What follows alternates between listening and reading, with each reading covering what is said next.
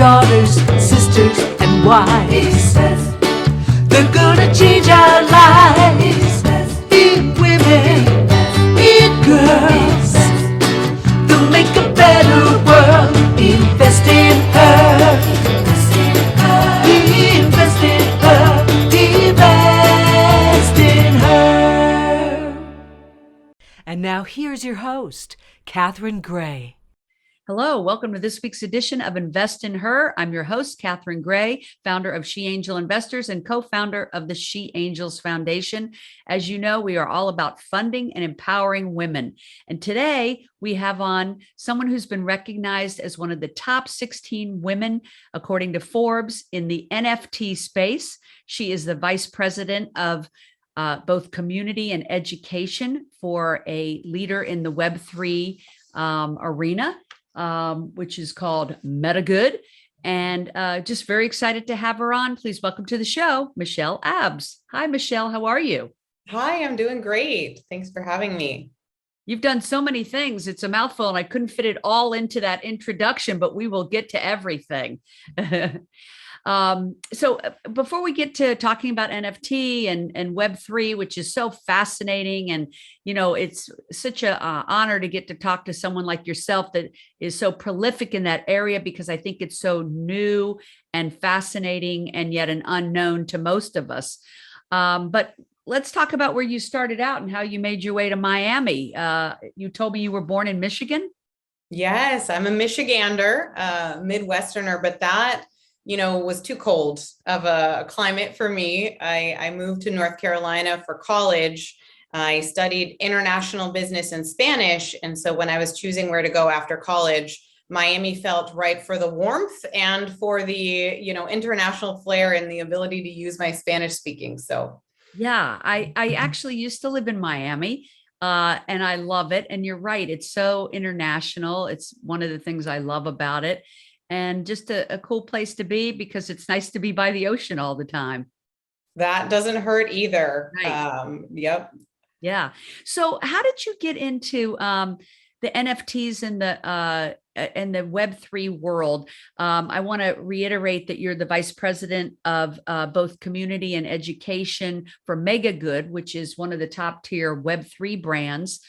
And then I also want to talk about that you're the founder of Web3 Equity and what that is. So how did you get into this? Because it's such a unique space. You must be a real techie. I am an innovation chaser, I will say that. But I'll kind of backtrack the story to how all this started. So I started my career as an educator. I worked with Teach for America and, was really into social justice and movements around equity and inclusion. After spending 9 years there, saw the gap in technology and access to technology in some of the lower income communities. So I joined an ed tech startup. And that was when I, really got into entrepreneurship and technology. And at that startup, the culture was quite different for, the women on the team versus the men on the team. Mm-hmm. And so then my social What justice, a surprise, right? I know no one here is surprised, unfortunately. Yeah.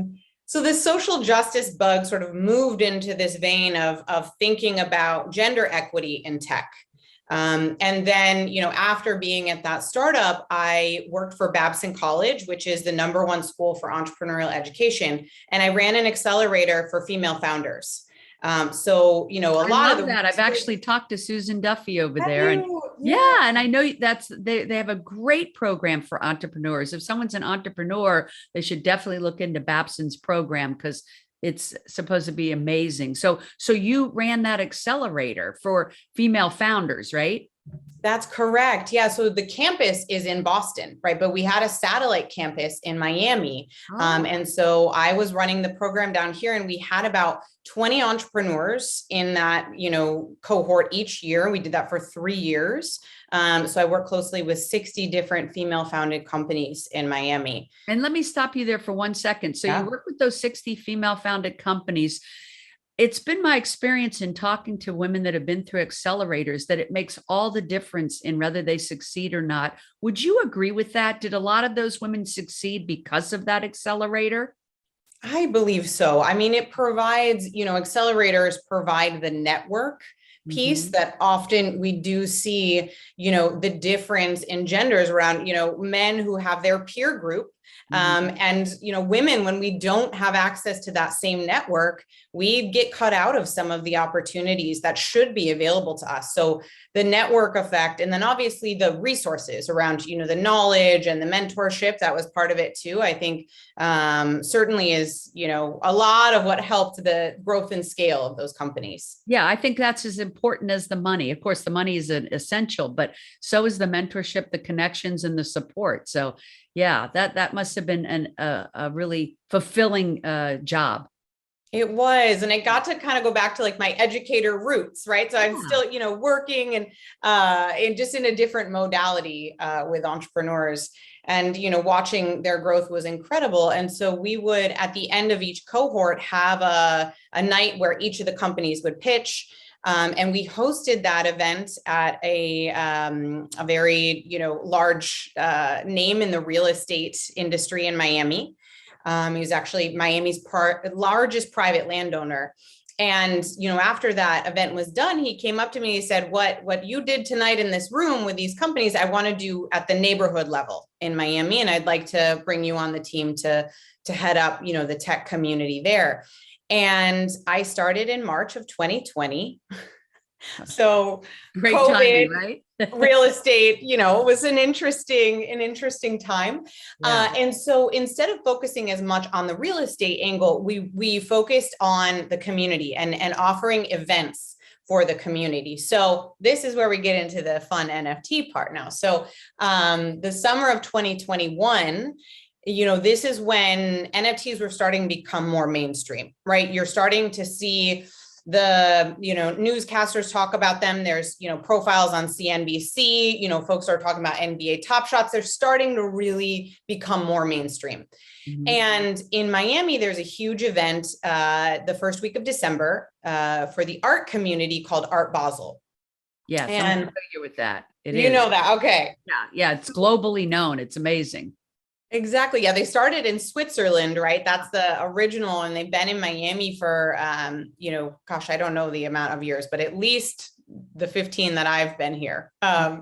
So we said, what would it look like to host a conference around the topic of NFTs and Web3 during Art Basel? We know that, folks who are collectors are in town, artists and creators are in town. And so we decided to host a conference that originally we thought would be 100 or 200 people. It's the first time we're doing it. We just start small. It ended up, 5,000 people. We had to cap the registration. We couldn't even accept anymore after that. And so that's when, my journey with Web3 really, ticked up speed and just became my day-to-day life. And, in planning for that conference, I realized, well, I need to buy NFTs. I need to be in the game and, understand this just as closely as everyone else who we're going to be interviewing on stage that day. Yeah, my wife's son is an artist who has actually shown artwork at Art Basel in Switzerland. And he is a big fan of the art on NFTs, and this whole genre, which I guess a lot of artists are really interested in because it's a whole new venue for their work. So go ahead. Yeah, it is a really interesting new medium modality, like building on, the pieces that have already been there. So in planning for the conference, I was interfacing with hundreds of NFT projects, major brands in the Web3 and crypto and blockchain space. And one of our speakers at the event is named Bill Tai, who is one of the founders of Metagood. And we kept in touch, after the conference, and actually was in touch with another one of the co-founders, Amanda Terry. And basically that conversation grew to a place of, what would it look like for you to join the team? And I feel so honored because of all of the different projects that I saw. To me, this one, I really believe is going to stand the test of time. And the group, that is leading this has such a high level of knowledge in crypto. I mean, these are real crypto OGs. They have such a high level of thoughtfulness around how to be safe and secure. One of the co-founders companies that he sold recently was called Blockseer, which was all around security and, security in cryptocurrency overall. And a really high standard of what we're investing in and making sure that there's a social good component. So as much as it's fun to create the art, and we like that part, what does the funding of that project go to? And how do we make sure that there's the social good element that comes through? I love that. Now, so what you're saying is this Web3 Equity conference that you helped put on led to you working with this Web3 brand, Metagood. And I love the name. Metagood. Sorry, Metagood. So Metagood is in this space doing things for the greater good, which is really good to know because, I think that's really important to people these days. But what I love about it is you're trying to get more women empowered in this space because we don't want women to get left behind. And that's why I wanted to have this conversation today, because in the NFT space and in this Web3, where a lot of people are not even understanding, and look how new it is. I mean, you are talking about 2020, 2021, and you're one of the top 16 according to Forbes in the country in this space. I mean, that's how new it is. I think it's such an exciting and fascinating opportunity for women to get on board. How could they learn more about this? Like, what is it you're doing? You're doing community and education. So what does that mean? How do people get involved with Metagood? So Metagood is the parent company, and one of our core, products right now is an NFT collection called On-Chain Monkey. And so On-Chain Monkey is historic because it's actually the very first NFT collection that was done on-chain in one transaction. And that matters because for many reasons, but one is that it's less taxing on the environment actually when you do only one transaction on the chain versus, pointing to a lot of different transaction hashes. That is, more taxing on the servers and, what we're minting overall. And what about on the environment? Is it less impactful on the environment because there's less steps? Okay. Exactly. And it's more secure because it's actually on chain. This isn't, sometimes people are buying NFT digital assets that just point to a URL. So you actually own the location of where that asset is, not the actual asset. Oh, interesting. Yeah. So when it's on chain, it's more secure. So that way, there's one server that is hosting that asset and you own that asset.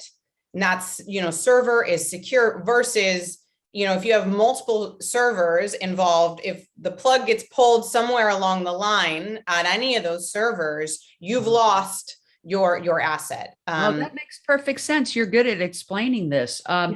So you want more women to be investors, collectors, creators, and builders of this. Now, where does the Web3 come in? Is that what these NFTs are sitting on Web3, and that's the platform that is being utilized in this case?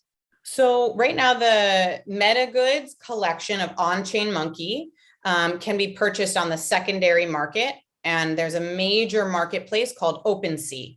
So many folks transact on OpenSea. Now, Web3 Equity is my passion project. So essentially after that conference that I held, which was, the beginning of December, I started getting a lot of inbound messages from friends, mostly female friends. Michelle, I saw you did this. I have questions. I'd like to buy an NFT. I'd like to mint an NFT. Just very general questions. And, during the holidays and the moment slows down for a second, I said, let me start answering all of these messages. And I said, these are similar questions. I'm just going to start a group chat and start sharing the resources here. So Web3 Equity was born out of a lot of friends asking me questions and me really wanting to have an easy, efficient way to answer them. And this group has now grown to a community of over 400 people. in just, under 2 months.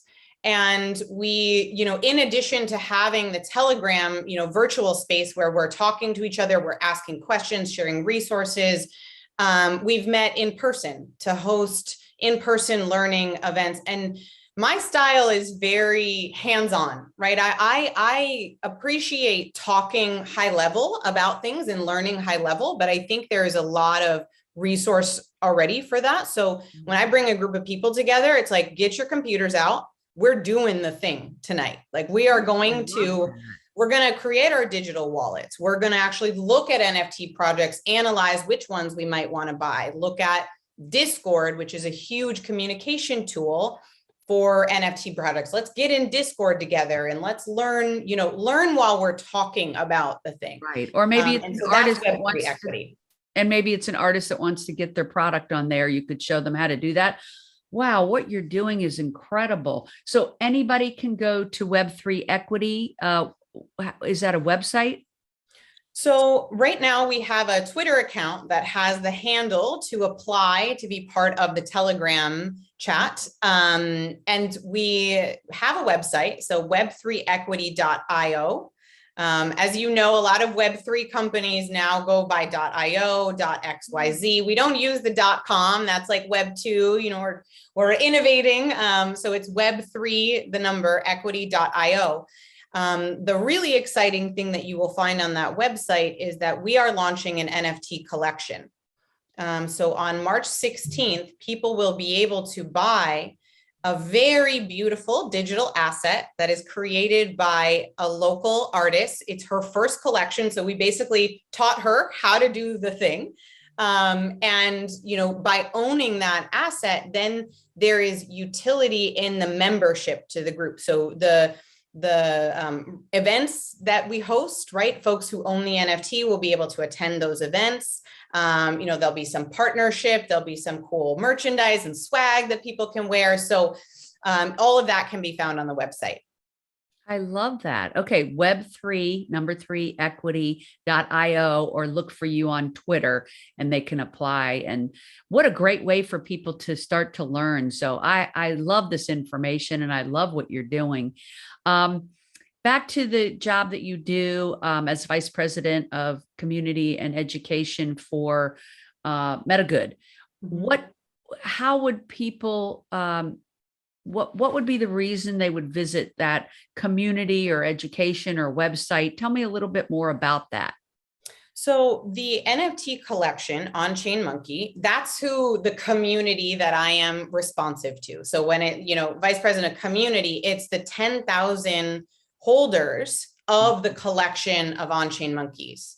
And so again, that's why I was sharing, those can be purchased still. So the original 10,000 were minted. Minting is the verb when, you purchase the item, that digital asset for the first time. That's called minting.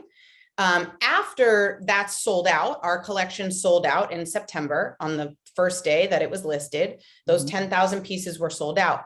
Now, folks can sell those on the secondary market on OpenSea.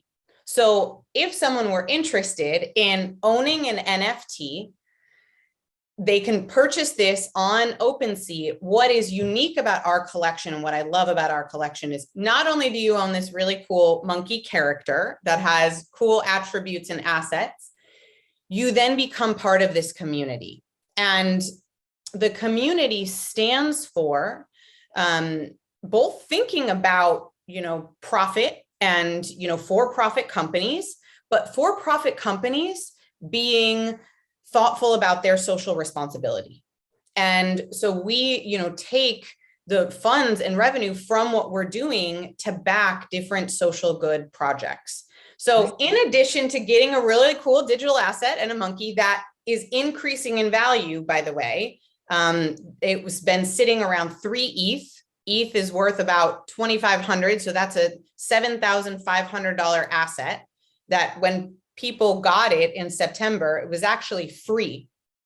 If you minted it, if you were part of that. So they've made $7,500 on that asset. So that's also, people buy these as an investment to watch that go up. And the reason it goes up, I think, again, it has to do, sure, with the art, but it's actually about the community and what we're offering to the community. And so, our cornerstone is really around this social impact piece. We've done some really intriguing things. Actually, I'm not sure if you've heard of the woman named Afghan Girl, referred to as Afghan Girl, who Sharbat Gula, was stuck in Afghanistan. And she needed to be rescued and, taken out of the country safely. Metagood paid for that. That's one of the projects that we backed to get her safely into Italy. We've backed restoration of coral reefs in the Bahamas. There was a devastating typhoon in the Philippines, and we partnered with a really big gaming guild, video gamers, to do a fundraise. And then all of those funds went to those who were displaced after that in the Philippines. So, we think about, again, the social good, in addition to you holding this investment asset that's increasing in value. It looks cool and it's a piece of art, and you're doing social good with it. And you're part of this cool community where you get to meet other people in that sphere, right? And learn about this. So, wow, both of these things are so incredible. I had somebody ask me even today, and I'm sure you have them ask every day, what is NFT? And it is a non-fungible token, right? That's right. That's right. Is it the future? Like, some people are like, is this a passing fancy? Is this going to really stick? What's your thoughts on that? Because you're an expert in this arena. Look, Catherine, this is why I wanted to be part of this conversation with you. This is why I founded Web3 Equity. This is why I feel like women have to get involved. Blockchain technology is going to be part of our everyday lives for decades to come. Everything we do is going to start being on the blockchain. NFTs, which stand for non-fungible tokens, really just mean it's a one of one, right? You can't break it up the way we can take $1 and it's 50 cents or a quarter. No, you can't break it up. It's one thing. That is one use case of blockchain technology, right? So that's starting to increase in mass adoption, but blockchain technology and sort of Web3 more broadly is going to be everything that we do in the future. I believe instead of having, tickets to concerts, or I'm running a half marathon next weekend, right? When I get done, I get a medal, and then it kind of takes up space and I don't like it. Those will be on the blockchain in the future. And those will be digital assets showing Michelle ran this marathon, right? Michelle went to this concert. Michelle bought this deed to this house. We're starting to see this, come into property. We're starting to see, obviously, a lot of brands are breaking into this space too, and rewarding people who are diehards, who might wait out in line to get the new version of Nikes. Well, instead of waiting, in line around the corner, if they have this membership card and this NFT, they'll have access to it the first time. So this is going to become everything. And it is so new and it's so early. And if we as women take advantage of this moment and we get in here, we start investing, we start building, we start becoming the architects of Web3, I think we're going to find a situation where, instead of like in VC, and I'm sure, Babson, all the stats, we're working up against decades, centuries of bias. And we're fighting less than 3% of VC funding goes to female founders. That's really hard to fix. Yeah. What if we build from the start equitably for both of us, all the genders, expressions, to have a piece of the pie? Absolutely. I had on another guest, Global Women in Blockchain, and they're having that focus as well. And I know people are really focused on this effort to get more women involved. So if a woman's listening and she's thinking, I really want to learn about this, about blockchain, about Web3, about NFT, and how it all comes together, and be a part of this and get in on the ground floor, what's the first thing they should do? First thing, be ready to learn, and be ready to learn a lot quickly. I think, I get people who ask me questions, then I send them resources, and they're kind of like, can you get on the phone and can you teach me? It's like, look, if we're going to be empowered, we've got to be in the driver's seat. So be ready to learn, take it upon yourself to dive in. There are plenty of resources out there that start with NFT 101. That is part of what our group provides too. So if folks are interested, of course, they can join alongside us. A lot of groups that I lean on, there's a community called Upstream. And they are a virtual community. They have a lot of these, basic kind of what is an NFT? How do I create a digital wallet? So I would go to Upstream. There is a lot of great resources on Cointelegraph. That's another great media resource to, for folks who are sort of learn through reading. NFT Now is another wonderful news platform. They have a podcast series. Reese Witherspoon was on that like a week and a half ago. So I would, dive into whatever, if you're a podcast learner, a reader, or a, video watcher, into one of those places. Right. And attend conferences as well. I mean, we have a lot of in-person learning opportunities. There's a conference in Miami called Miami NFT Week, which is on April 1st. Attend these things, come with your notebook or, ready to write and do all of the things, and just jump in. I love that advice. And thank you for all those resources. It's an amazing topic. I really want women to be aware that they need to get in on this and learn about it. So thank you for sharing everything. And people can find you on social media. Yeah, please find me. I am on Twitter a lot, because Twitter is where the NFT and crypto universe lives. So I'm at Michelle Abbs, my first and last name, pretty easy. And on Twitter is with 2 L's and That's Abbs right. is with 2 B's for those listening and not watching. So Michelle Abbs, 2 L's, 2 B's, and you can find her on Twitter. And look for the Web3 Equity. .io, right? And join the community and learn about it. What a wonderful conversation. It's so nice talking to somebody who is so prolific in this area, and you're willing to share it. And we really want to empower women to get in on the ground floor of this. So thank you so much. Everybody, of course, remember to follow She Angel Investors, and thank you for tuning in to Invest in Her. It's so important to invest in other women. You can follow me, Catherine Gray, at Invest in Her on Instagram as well. And also visit our website, sheangelinvestors.com, because we have resources there as well, like 6 ways to fund your business, so that we can help women to empower themselves with knowledge. And I appreciate, Michelle, that's what you're doing, empowering women with knowledge about NFTs, Web3, and all this exciting blockchain information, because it definitely is the future. So thanks for being on, Michelle. And everybody, make it a great week. Remember to invest in her. Remember, if you're looking to launch a business or grow your business, check out our e-course, 6 Ways to Fund Your Business, available at sheangelinvestors.com.